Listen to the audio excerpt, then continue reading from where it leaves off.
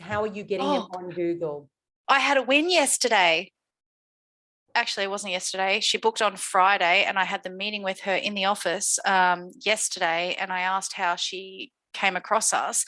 And she said she Googled migration agents in Ballarat and there weren't that many. So she went to the reviews. And because we had more reviews than anybody else, she chose us. Yay. So I was really happy with that.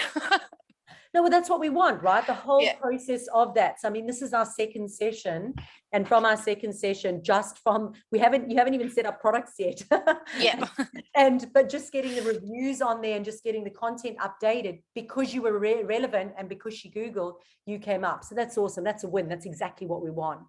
So that's fantastic. Yeah, I don't have a lot of competition in my little country town, which is good.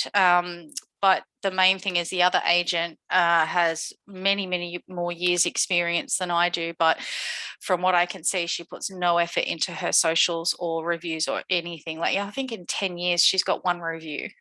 I always say to everyone, whoever does social media the best gets the clients. Yeah, I just found it crazy. Anyway. And what will happen is I know she searched specifically in this area, but what will happen is as soon as your Google My Business becomes more relevant with your products and your content and more reviews, when you have other people leaving reviews in different areas and that, because it is Google, when people are searching, your entire reach is just going to be expanded. And that's that power triangle that we're talking about, that we're working on.